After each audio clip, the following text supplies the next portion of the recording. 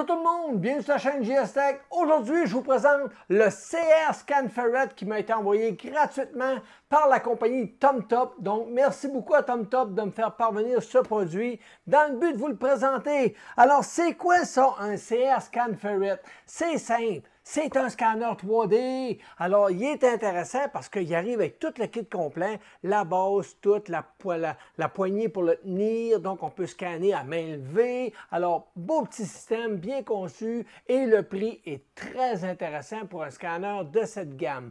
Alors, qu'est-ce qu'on a comme qualité dans ce scanner-là? On a une résolution de point de distance de 0,16 mm, une précision de 0,1 mm. On peut scanner des pièces minimum de 50 par 50 par 50 mm. Donc, on part de 50 puis on peut monter assez gros. Ensuite, on travaille à une distance entre 150 et 700 mm jusqu'à 30 fps de scan. Donc, il peut prendre des images de 30 fps. Supporte la lumière extérieure, supporte les textures en couleur. Deux modes de scan. Tu as le mode précis pour les petites pièces et le mode normal pour les grandes pièces. Et connectivité en USB 2 et USB 3. C'est compatible avec Android, Windows 10 et 11 et 64 bits, bien entendu. Et on a aussi pour Mac, c'est compatible. Et bientôt, d'après moi, bientôt, pour les plateformes iPhone. Alors, pour le moment, ce n'est pas le cas pour l'iPhone. Sinon, ben, très faible consommation, puis on parle d'un poids d'environ 105 grammes lorsqu'on l'a dans les mains, alors c'est pas trop fatigant. Donc, on va maintenant passer au déballage de la boîte, puis on va regarder le dit produit. Alors, qu'est-ce qu'on a dans cette boîte? Donc, on va l'ouvrir tout simplement. On a un beau petit coffre, boîte vide. Ensuite, on a l'intérieur, donc petit pamphlet. On a ici une base qu'on peut placer comme ça et on a un port USB dans le côté, un port USB-C et c'est une batterie qui permet d'alimenter le scanner. Donc, on a ça. On a ici le petit support pour votre cellulaire qu'on vient visser dessus. On a ici une petite attache qui nous permet d'orienter notre scanner de haut en bas, gauche à droite. Et on a ici le fameux scanner. Alors, je vais vous montrer ça en plan plus rapproché, bien entendu. Et ici, dans la petite pochette, qu'est-ce qu'on a? On a tous les câbles qui sont fournis, les adapteurs et autres. Et voilà, tous les adapteurs. Donc, c'est pas mal ça. Il n'y a pas grand-chose, mais c'est amplement suffisant pour faire ce qu'on veut. Alors, voici le petit produit en question. Donc, on a l'appareil avec les petites caméras de chaque côté, les systèmes de détection. On a ici le système de prise USB-C avec deux petites vis pour éviter que le câble se démonte. La prise pour le support. Donc, c'est quand même un beau petit produit. Ensuite, on a les câbles qui sont fournis avec. On a le câble du cellulaire qui est une prise USB-C avec celle qui va sur la caméra. Et on a celui pour l'ordinateur. Donc, on peut brancher le scanner sur notre ordinateur. C'est du USB 3. Ensuite, on a le petit adapteur pour venir insérer notre téléphone. Le petit support en question, support qui est vraiment bien conçu. On a ici une prise USB-C et une prise USB. Donc, on peut venir placer notre caméra dessus ou le fameux support en question pour avoir une prise main libre lorsqu'on veut faire des scans. Sinon, un petit adapteur USB-C à USB 3 et le petit adapteur qui nous permet de pouvoir orienter notre caméra dans un sens ou dans l'autre. Alors, c'est pas mal ça pour les items. Maintenant, on va regarder pour le brancher et voir si on a des mises à jour. Et voilà, c'est monté, donc ça donne ça. On peut l'avoir en main, la prise est bonne. Lorsqu'on ferme le petit support ici, là, ça nous fait un petit peu plus long, donc une bonne prise en main. La caméra est sur le dessus, elle est facile à orienter, on peut la barrer comme il faut avec le petit levier qui est ici. Sinon, ben, le support cellulaire fait très bien le travail, il est bien tenu, c'est solide. L'attache avec la petite vis, ça ne bouge pas, c'est rigide, même chose pour le cellulaire. Donc, rien à redire. Puis on a les 4 petites LED en avant qui nous indiquent qu'on est correct côté recharge. Alors maintenant, il ne reste plus qu'à le tester. Je vais vérifier par contre avant, je vais le brancher à l'ordinateur, puis on va regarder le logiciel et on va vérifier s'il y a des mises à jour pour le firmware de la caméra, parce qu'il y a toujours des firmwares dans ces petites affaires-là. On est maintenant rendu sur le site de Creality. On voit maintenant le Scan Ferret qui est disponible. Alors, on a toutes les options, donc vous pouvez prendre le temps de lire si vous voulez. Et nous, ce qui nous intéresse, c'est la section Support Download Center. On va aller dans Écosystème et on va prendre le Scan Ferret 3D. Alors, vous avez ici tous les manuels d'utilisation et autres. Et vous avez le firmware. Donc, on va télécharger le firmware. Maintenant, il est téléchargé et on va regarder pour télécharger le logiciel de Creality Scan. Donc, on va prendre la version la plus récente, celle-là ici, la V1.0.14 Download. Maintenant, on va regarder pour installer tout ça et voir comment faire la mise à jour de notre firmware, s'il y en a une, bien entendu, parce que là, on a le firmware, mais est-ce qu'on a besoin de le faire? Je ne le sais pas. Maintenant qu'on a nos deux fichiers, on peut procéder au décompressage des fichiers. Donc, on va dézipper tout ça. Et voilà pour un. Alors ça, c'est le firmware. Et pour le formule logiciel, et voilà, c'est aussi simple que ça. On va pouvoir maintenant procéder à l'installation du logiciel. Alors, on fait tout simplement cliquer là-dessus. Et on fait Next, Install, tout simplement. Et on va pouvoir, à partir de là, utiliser notre scanner sur l'ordinateur. Et voilà, c'est maintenant terminé. Je fais Finish et j'ai accès à mon logiciel de scan. Donc ici, il me dit les recommandations qu'on doit faire pour les scans. Donc il me dit qu'on peut scanner des visages, des objets, ça. Il me parle de grandeur de 150 par 150 jusqu'à 2000 par 2000 par 2000. Donc, ce qu'il ne faut pas faire, des objets transparents, des objets qui ont beaucoup de réflexion. Alors, il y a toutes sortes de petites choses. Et on a la page suivante qui nous donne des petits trucs pour améliorer nos scans, des modes de scan à faire. Quand on prend géométrie, c'est pour des figurines et autres. Lorsqu'on a de la texture, comme des vases, comme on peut voir, qui a beaucoup de couleurs, ben, le mode texture est très adapté pour ça. Sinon, à l'étape finale, ben, ça nous explique des trucs, étape 1, étape 2, étape 3. Donc, c'est la procédure qu'on doit utiliser pour faire nos scans. Alors, on peut fermer ça. Et maintenant, on voit que mon scanner est branché. Alors, on va regarder pour voir si on peut faire la mise à jour du scanner. Alors, on va maintenant regarder pour faire la mise à jour du firmware. S'il y a besoin d'être mis à jour, bien entendu, on clique sur le petit engrenage qui est là. On a quelques options, donc on a le langage. On peut voir qu'on n'en a pas beaucoup pour le moment. J'imagine que ça va s'améliorer avec le temps. On a guide du débutant, de l'aide et la section firmware. Donc, on clique là-dessus. Ça nous dit que présentement, je suis à la version 1.1.6. C'est pas mal la version qui était disponible sur Internet. Mais on va quand même le flasher pareil. On ne prendra pas de chance. Voyez-vous, j'étais à 1.1.6. Alors, s'ils sortent une nouvelle version que celle-ci, voici la procédure à faire pour le flasher. Alors, je vais faire Upgrade. Et voyez-vous, il est en train de upgrader le firmware de mon scanner. Il me dit que c'est fait. Je viens d'entendre qu'il s'est débranché. Alors, je fais Yes. Donc, c'est aussi simple que ça. Si je ferme ma fenêtre, il est rebranché. Tout est fonctionnel. Mon scanner est à jour. Alors, vérifiez s'il y a des nouvelles mises à jour qui sortent. Ça va vous permettre de toujours garder votre scanner à jour. Puis je crois que c'est une bonne chose parce que souvent, il améliore les algorithmes et tout.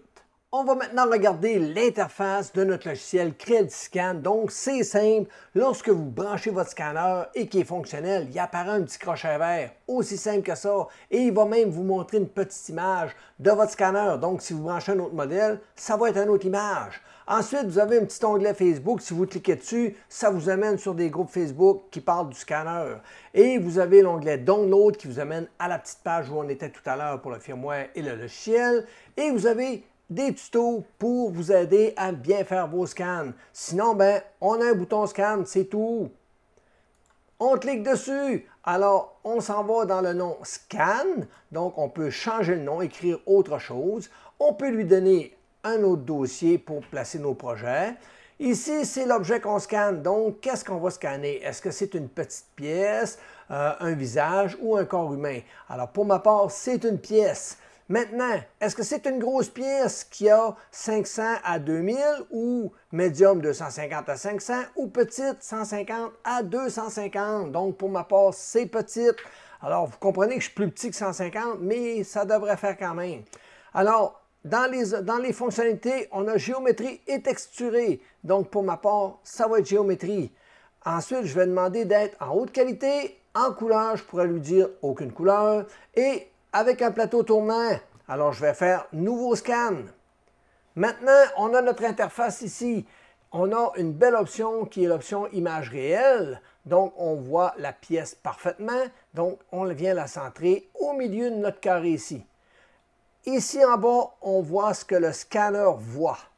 Ensuite, ici, on a une petite ligne pour nous permettre de bien ajuster l'optimal. Donc, si je regarde, c'est le focus. Si je recule la caméra, whoop, là, je deviens moins beau. Puis si je l'avance trop, même chose, il va me chicaner, il va dire que je ne suis pas correct. Alors, c'est très important de le mettre à la bonne place. Donc, comme ça ici, comme ça, et voilà. Alors, on le place de même. Maintenant, je vais démarrer le scan. Je vais le faire en 3 étapes. Je vais prendre le dessus, le milieu et le bas. Alors, ça nous donne 3 tours environ. Donc, je démarre ça et on regarde qu'est-ce que ça donne.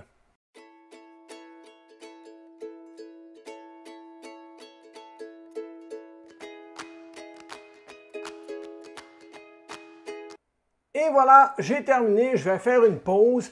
Donc, mon scan est terminé. Je peux le voir, je peux le zoomer, je peux regarder qu'est-ce que ça donne. Ensuite, là, j'ai fait une pause. Je ne l'ai pas arrêté, OK? Parce que compléter est là ou là. Sinon, ben là, il me demande de faire start. Mais pour l'instant, il est en pause.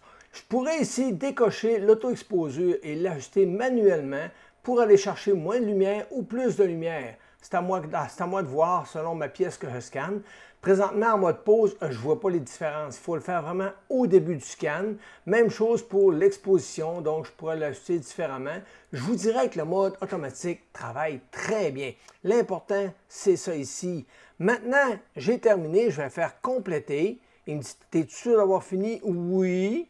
Alors maintenant, je suis rendu à l'étape de faire le process de tout ça. Donc, il me dit que si je clique sur ce bouton-là, ça va se faire automatique. Par contre, il me dit que je peux très bien y aller en manuel. Alors, pour ma part, je vais prendre manuel. Alors, je vais cliquer sur la petite flèche qui est là et je vais cocher manuel. Je vais mettre ma résolution plus haut, donc à 0,15 au lieu de 0,50. Donc, à 0,15, c'est plus précis. Je vais maintenant appliquer en cliquant sur le processus et je vais attendre que ça se termine.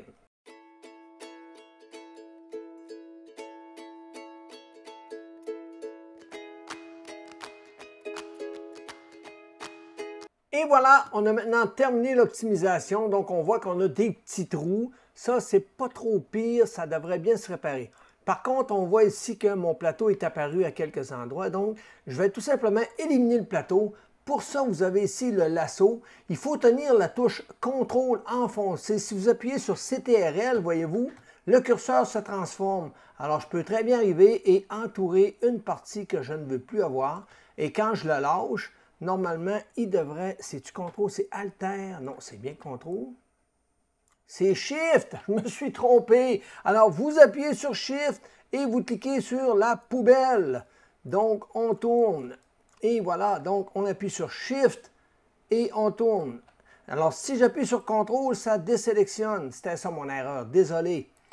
Je suis un amateur. N'essayez pas ça à la maison. Je supprime. Alors maintenant, j'appuie sur Shift, je sélectionne, je supprime.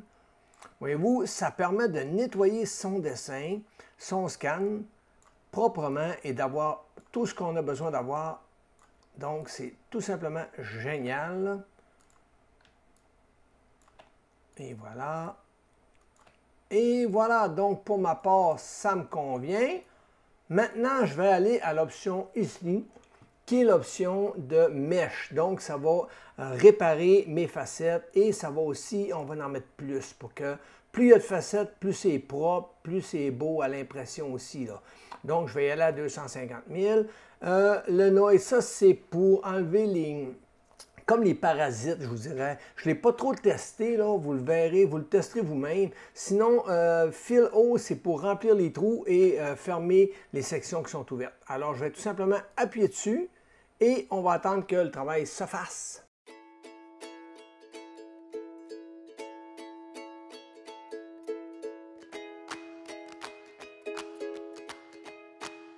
Et voilà, il a maintenant terminé le travail. Donc, si on regarde, ça a quand même bien sorti. On regarde les détails. Il a bien rempli le trou. Ça paraît pratiquement pas. Les oreilles ont quand même bien sorti. Le visage est quand même propre.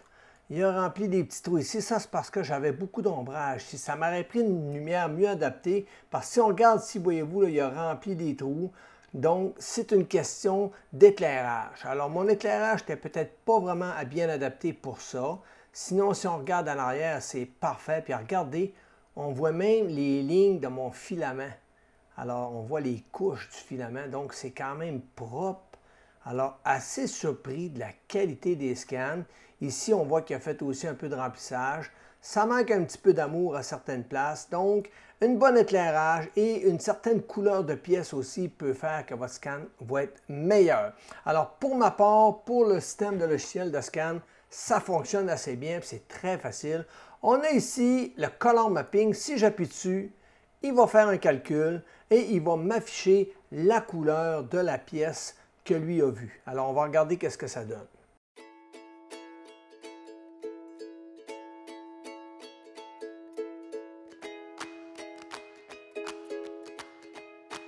Et voilà, c'est ce que ça donne une fois les textures appliquées. C'est plus les couleurs dans ce cas-là, parce qu'on n'a pas pris l'option de texture. Mais quand on regarde, c'est quand même bien. Ça fait un très beau travail et c'est exactement de cette couleur-là que ma pièce est vraiment. Donc, surpris. Alors, très beau travail pour ma part. Maintenant, on a l'option couleur ou aucune couleur. Donc, ça fait une belle différence.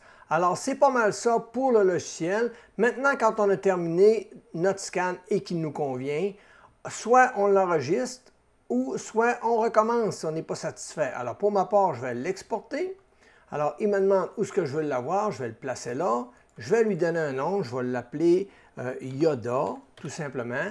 Et je peux le mettre en point PLY, qui est un format 3D, qui est reconnu par beaucoup de logiciels de 3D, ou en STL ou en OBJ. Donc, pour ma part, STL, je fais enregistrer et voilà, il vient d'exporter mon fichier. Et voilà, notre pièce est maintenant importée dans notre slicer. Il me reste tout simplement juste à slicer ma pièce et ça donne ce qui suit. Donc, c'est comme si j'imprimerais une pièce que j'aurais prise sur Thingiverse ou autre. Alors, c'est vraiment intéressant. Donc, je peux reproduire ma pièce sans trop de problèmes. Alors maintenant qu'on a regardé la partie ordinateur, on va maintenant vérifier avec l'application cellulaire le Creality Scan. Donc, j'ai fait mes ajustements. Je vais maintenant procéder au scan de mon vaisseau et on va regarder qu'est-ce que ça donne une fois scanné.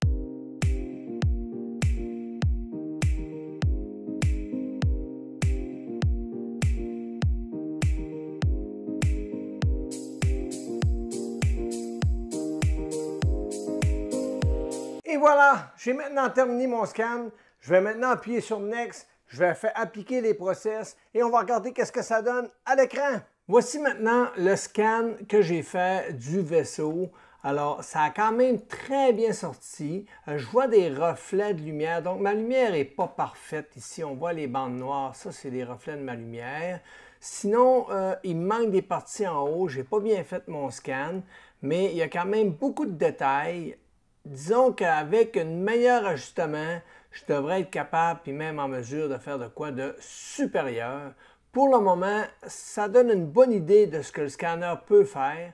Je suis maintenant rendu à l'étape de scanner mon beau visage. Alors, ce que j'ai fait, j'ai installé le scanner sur une boîte parce que c'est pas facile quand on veut s'auto-scanner. Alors, je l'ai installé là et je vais m'amuser à tourner alentour. Alors, je démarre le scan, j'enlève mes lunettes et on regarde qu'est-ce que ça donne.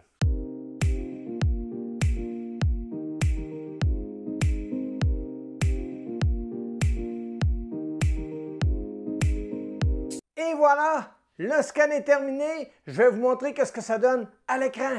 Et voilà qu'est-ce que ça donne sur le cellulaire. Donc, j'ai scanné mon visage. C'est pas parfait. On voit qu'il y a des petites choses, des petits défauts là. Mais pour un premier scan, je vous dirais que c'est pas choquant. La plupart des détails sont là. Si je zoome, on peut même aller jusqu'à voir les petits défauts à peine visibles. Et voilà. Donc, je suis vraiment très satisfait du détail. Alors, si j'aurais besoin de mon visage pour faire un avatar ou autre, je crois que ça pourrait vraiment faire le travail. Alors, voici ce que ça donne une fois chargé le STL. Donc, on a accès au visage. Donc, c'est quand même très intéressant, beaucoup de détails. C'est pas parfait parce que je l'ai quand même scanné moi-même en mettant le scanner sur une boîte.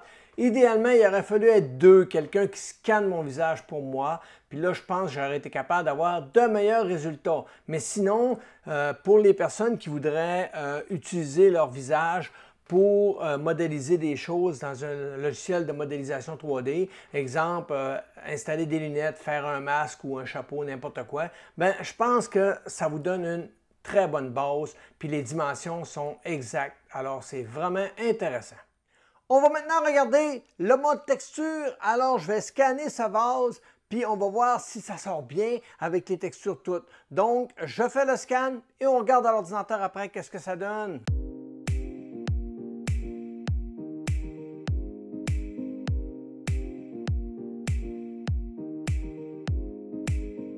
Et voilà, j'ai terminé le scan. Maintenant, je vais le mettre en mode process. Et une fois terminé, je vous montre qu'est-ce que ça donne à l'écran. Alors, voici ce que ça donne une fois scanné. On peut voir que j'ai des reflets de lumière qui ont apparu, donc l'éclairage est quand même assez important. Mais dans l'ensemble, on voit que les textures ont été bien appliquées. C'est vraiment parfait. Quand je regarde, c'est exactement le vase que j'ai. Alors, on voit même les petits défauts ici, là. Donc, c'est vraiment intéressant. Maintenant, c'est sûr que la qualité du scan, je manque de pratique. On voit très bien que ma performance en scan n'est pas très parfaite. Mais dans l'ensemble, ça fonctionne bien. On est maintenant rendu à la conclusion de la vidéo. Alors, est-ce que j'ai aimé le produit? Est-ce qu'il va bien? Oui, ça va bien. C'est un bon produit. Ça manque un petit peu d'amour, par contre. Je vous explique. Le logiciel, l'application qui vient avec le cellulaire, d'ailleurs, qui est seulement pour Android, donc j'ai dû utiliser mon ancien cellulaire Android pour être capable de travailler avec l'application, parce que pour iPhone, excusez, elle n'est pas encore disponible. Bientôt, j'imagine. Sinon, ben, ça fonctionne bien. L'application va bien.